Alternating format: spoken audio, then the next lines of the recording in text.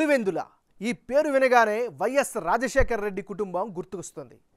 ఆ కుటుంబంతో పాటుగా ఇక్కడి రంగనాథస్వామి ఆలయం, పూల అంగళ్ళు కూడా అంతే ఫేమస్. ఈ పూల షాపుల్లో ఎలాగైతే 3 తరాల కుటుంబాలు వ్యాపారం చేస్తున్నారో, ఇక్కడ రాజకీయాల్లో కూడా వైఎస్ఆర్ మరణానికి ముందు వరకు కాంగ్రెస్, ఆ తర్వాత వైసీపీ జెండా తప్ప మరో జెండా ఎగరలేదు. 1955 నుంచి 2010 వరకు ఇక్కడ కాంగ్రెస్ ఏకంగా 13 సార్లు విజయం సాధించింది. ఒక్క ఎన్నికల్లో కూడా ఓడిపోలేదు అంటే ఇక్కడి నేతలు ఎంత పవర్ఫుల్లో అర్థం చేసుకోవచ్చు. మహామహులకు ఈ పులివెందుల పుట్టినిల్లు. వైఎస్ఆర్ ఈ నియోజకవర్గం నుంచి ఏకంగా 8 సార్లు ఎమ్మెల్యేగా గెలిచారు. 1978 నుంచి ఈ రోజు వరకు ఈ నియోజకవర్గానికి మకుటం లేని మహారాజుగా కొనసాగుతోంది వైఎస్ఆర్ ఫ్యామిలీ. కానీ ఇప్పుడు ఆ ఫ్యామిలీలో చీలిక వచ్చింది. వైఎస్ షర్మిల అనూహ్యంగా ఆంధ్రప్రదేశ్ కాంగ్రెస్ పగ్గాలు చేపట్టారు. అన్నతో పోరుకి సై అంటున్నారు. ఆమెకు తోడుగా నేను సైతం అంటున్నారు మరో చెల్లెలు సునీతమ్మ. మరి ఆమె పులివెందుల నుంచి చెల్లెళ్లలో ఎవరు బరులోకి దిగుతారు? దిగితే పరిస్థితులు ఎలా ఉంటాయి? సీఎం జగన్ జోరుకు బ్రేకులు వేస్తారా?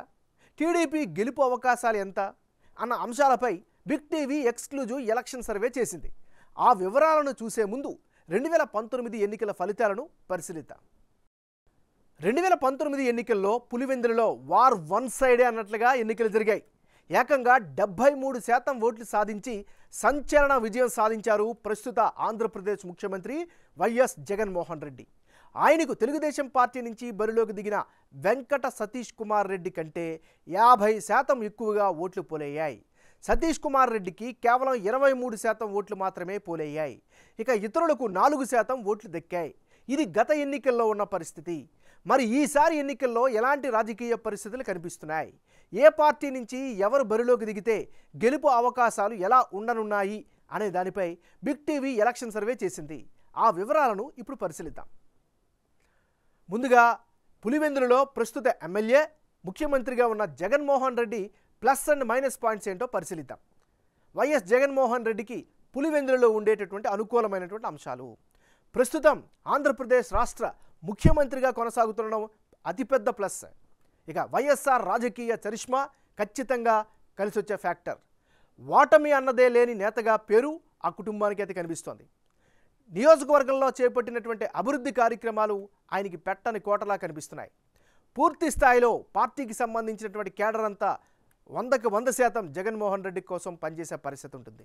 ఇది వైఎస్ జగన్మోహన్ రెడ్డికి సంబంధించినటువంటి అనుకూలమైనటువంటి అంశాలు. మరి మైనస్ పాయింట్స్ ఏంటి? నియోజకవర్గానికి అప్పుడప్పుడు మాత్రమే రావడం వల్ల అది కాస్త మైనస్గా కనిపిస్తోంది. ఇక నియోజకవర్గ బాధ్యతలను వైఎస్ అవినాష్ రెడ్డికి అప్పగించడం కూడా మరో చిన్న మైనస్గా చెప్పుకోవచ్చు. తెలుగుదేశం పార్టీ మద్దతుదారులకు జగనన్న విద్యా దీవెన అందలేదు అనేటటువంటి ఆరోపణలు స్థానికంగా వినిపిస్తున్నాయి. మరోవైపు వైఎస్ వివేకానందరెడ్డి హత్య అనంతర పరిణామాలు కూడా ఎంతో కొంత ప్రభావం చూపించే అవకాశం ఉంది. ఇక రీసెంట్గా చెల్లెలు వైఎస్ షర్మిల కాంగ్రెస్లో చేరడం కూడా ఆయన యొక్క ఓట్ షేర్పై ప్రభావం చూపించే అవకాశాలు కనిపిస్తున్నాయి. ఇది పులివెందులలో వైఎస్ జగన్మోహన్ రెడ్డికి ఉండేటటువంటి ప్లస్లు మైనస్లు.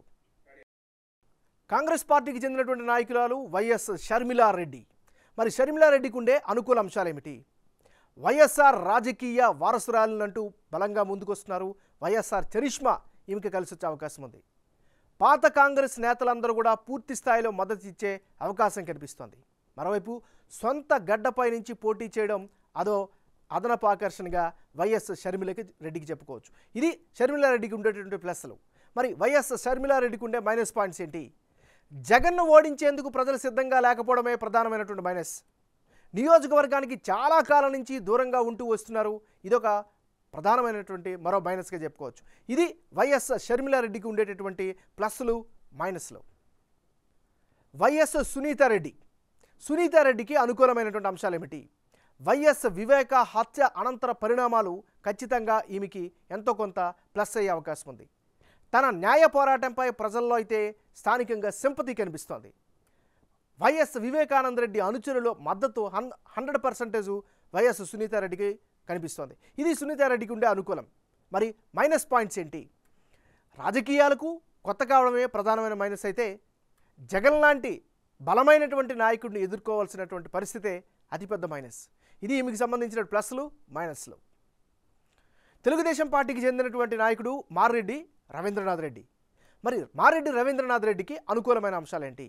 చాలా రోజుగా నియోజకవర్గంలో అనేక కార్యక్రమాలు చేస్తున్నారు, ప్రజల మధ్యనే ఉంటున్నారు. మరోవైపు ప్రజల్లో అయితే బలమైన నాయకుడిగా తెలుగుదేశం పార్టీ తరపు నుంచి అయితే మాత్రం గుర్తింపును సంపాదించుకున్నారు. ఇటీవల అరెస్ట్ అవడంతో ప్రజల్లో సింపతి అయితే మాత్రం ఖచ్చితంగా గెయిన్ అయింది. మరోవైపు గత ఎన్నికల్లో ఘోర ఓటమి పాలయ్యారనేటువంటి సింపతి కూడా ఉంది. తెలుగుదేశం పార్టీకి సంబంధించిన కేడర్ మొత్తం కూడా ఈయన కోసం పనిచేసే పరిస్థితి కనిపిస్తోంది. ఇది మారెడ్డి రవీంద్రనాథ్ రెడ్డికి సంబంధించిన అనుకూల అంశాలు. మరి మైనస్ పాయింట్స్ ఏంటి? జగన్ లాంటి బలమైన నేతను ఎదుర్కోవాల్సి రావడమే ఏకైక అతిపెద్ద మైనస్ పాయింట్. ఇది ఈయనకి సంబంధించిన ప్లస్లు మైనస్లు. రానున్న ఎన్నికల్లో పులివెందుల బరి నుంచి ఎవరెవరు బరిలో ఉంటే ఫలితాలు ఏ విధంగా వచ్చే అవకాశం ఉందో పరిశీలిద్దాం. YS Jaganmohan Reddy versus Mareddy Ravindranath Reddy versus YS Sharmila. అంటే ఇప్పటికిప్పుడు ఎన్నికలు జరిగి వైఎస్ జగన్, బీటెక్ రవి, షర్మిల బరిలోకి కనుక దిగితే వైసీపీకి ఏకంగా 63% ఓట్లు వచ్చే అవకాశం ఉందని బిగ్ టీవీ సర్వేలో తెలుస్తోంది.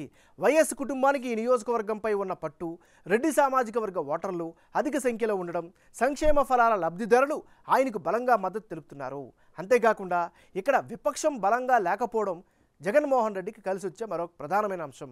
అయితే వైఎస్ కుటుంబ పాలనను వ్యతిరేకించేవారు టీడీపీ మద్దతుదారులు బీటెక్ రవిని బలపరుస్తున్నారు.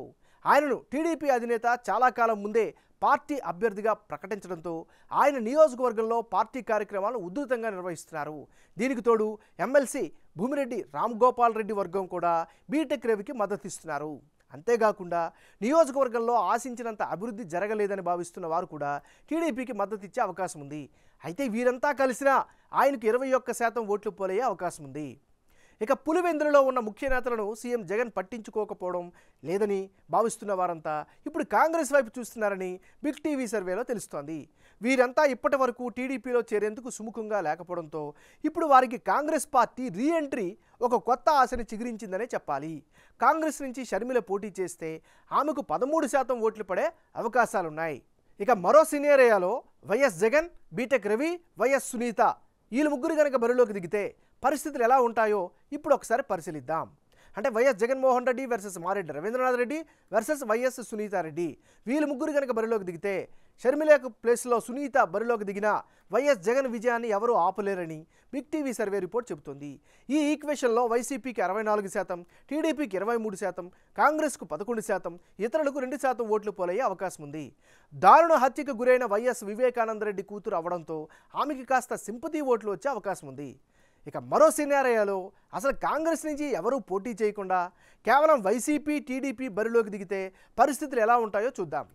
వైఎస్ జగన్మోహన్ రెడ్డి వర్సెస్ మారెడ్డి రవీంద్రనాథ్ రెడ్డి వీళ్ళిద్దరి మధ్య గనక పోరు జరిగితే పులివెందులలో కేవలం వైసీపీ, టీడీపీ గనక బరిలోకి దిగితే జగన్కి ఏకంగా 69% ఓట్లు పోలయ్యే అవకాశం ఉందని బిగ్ టీవీ సర్వేలో తేలింది. తెలుగుదేశం పార్టీ అభ్యర్థి బీటెక్ రవికి 27% మాత్రమే ఓట్లు, ఇతరులకు 4% ఓట్లు పోలయ్యే అవకాశం ఉంది. ఏ సినేరియాలో చూసుకున్నా పులివెందుల గడ్డపై మరోసారి వైసీపీ జెండా రెపరెపలాడడం ఖాయంగా కనిపిస్తోంది. ఇక మరో సినేరియాలో అసలు కాంగ్రెస్ నుంచి ఎవరూ పోటీ చేయకుండా కేవలం వైసీపీ, టీడీపీ బరిలోకి దిగితే పరిస్థితులు ఎలా ఉంటాయో చూద్దాం. వైఎస్ జగన్మోహన్ రెడ్డి వర్సెస్ మారెడ్డి రవీంద్రనాథ్ రెడ్డి వీళ్ళిద్దరూ అంటే పులివెందులలో కేవలం వైసీపీ, టీడీపీ బరిలోకి దిగితే జగన్కి ఏకంగా 69% ఓట్లు పోలయ్యే అవకాశం ఉందని బిగ్ టీవీ సర్వేలో తేలింది. ఇక టీడీపీ అభ్యర్థి బీటెక్ రవికి 27% మాత్రమే ఓట్లు, ఇతరులకు 4% పోలయ్యే అవకాశం ఉంది. అంటే ఏ సినారియాలో చూసుకున్నా పులివెందుల గడ్డపై మరోసారి వైసీపీ జెండా రెపరెపలాడడం ఖాయంగా కనిపిస్తోంది.